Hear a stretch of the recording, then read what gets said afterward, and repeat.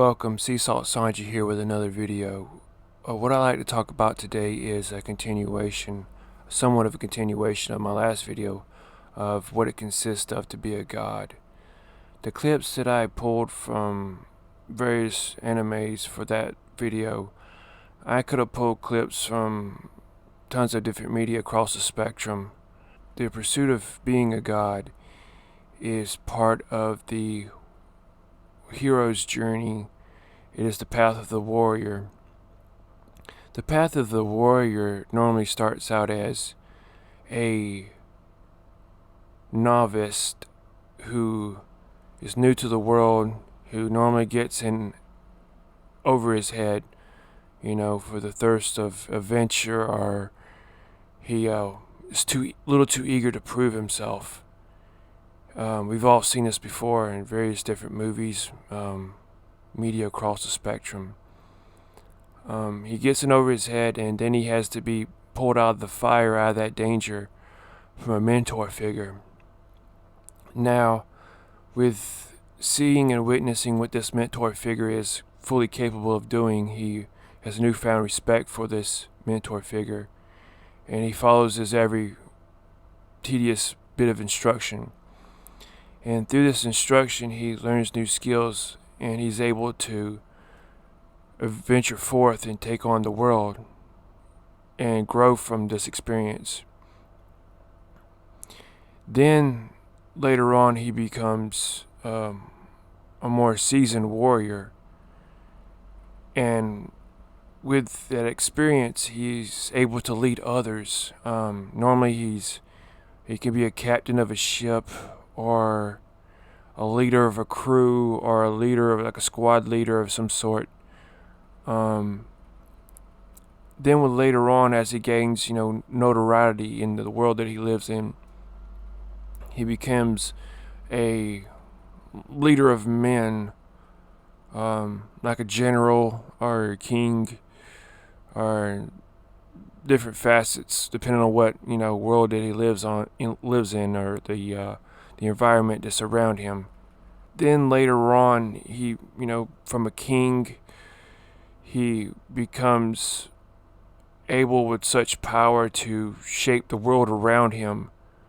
Either literally shape the world around him through some type of power or magic ability, or through his raw strength that he possesses. But then the problem is with this part of the story is not a lot of people know what to do with this type of character. It is the apex. It is the end of the journey. But a lot of people, they don't want to, kill the character that they've, raised from infancy. They don't want to kill their baby, so to speak. So they try to reset the whole entire thing. He's a god, but, there's stronger gods out there. There's more, elder gods or supreme gods. And he's just beginning on a new spectrum of power. A lot of people don't know what to do with this type of character. They don't know where to go from there. Just like with Dragon Ball Z, he was a Saiyan god, but he still wasn't strong enough to defeat Beerus. And then he's, a Super Saiyan god and Ultra Instinct. There's so many spectrums of being a god. Marvel and DC aren't, stranger to this. Cosmic, Infinity, the Living Tribunal, and then, the one above all. Well, usually in the Marvel and DC universes, they use the one above all as a mechanic to reset the verse. It usually starts out with, everything going awry and the multiverse getting all screwed up, and then a character has to, go to this higher power and defeat this enemy. He, has a Zelda effect. He, at the end of the Zelda, if you ever played it, Link always defeats the bad guy, and he says, I wish none of this ever happened. And then he wakes up, in his bed, beside his, wonderful wife that died several chapters ago. And all the birds are twerping in the air, and all the sun's shining and everything. It's a nice, beautiful morning. And that wife, that died 3 chapters ago or several chapters ago is now alive. And everything's right with the world. And now the new artist comes in, or the new, writer has a new clean slate to write on, and is able to pursue things that he wasn't able to because of constraints of what the previous writer before him written. So he's able to, do things differently, or consider a new universe, or put a new spin on characters. That's all they use it for. Now, the hero is not only the one who pursues this type of power in every story, it's also sometimes the villain that pursues this power. And that can be done as well. This indestructible, phenom that just runs through people. That's been done plenty of times before. It's one of the things about this type of power is you don't understand how it works. You don't understand why this being has this type of power or what he's truly capable of doing. For example, Superman. How does, the rays of the yellow sun come down and hit him and give him powers, and doesn't give nothing, it doesn't do nothing for you but give you a sunburn? How do you explain that? It's never been explained exactly the biological, chemical processes that happen within him to give him that kind of power. Saitama Man from One Punch Man, it's never truly been explained why he has this, OP power that he has. Like when he was fighting Cosmic Gara, his power rose above him and he was able to adapt and overcome him.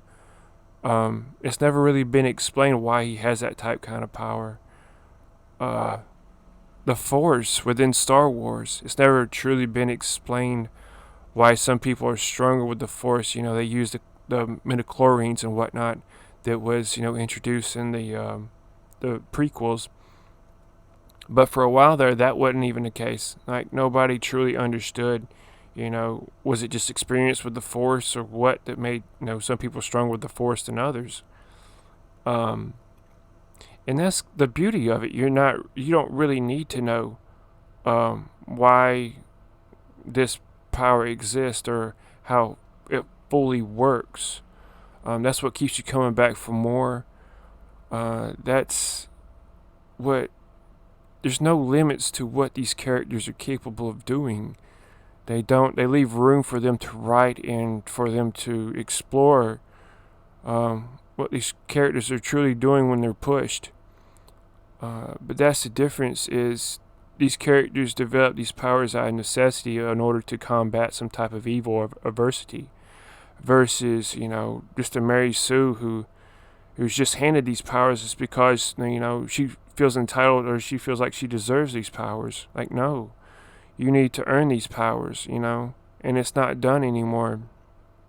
And it's just not interesting to read or watch these type of characters unfold on the screen. They just get handed these powers and, off you go. And it's not entertaining at all.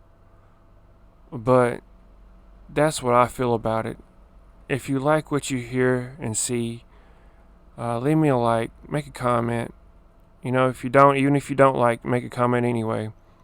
I appreciate everybody for subscribing, and hopefully I can please you and entertain you with this content.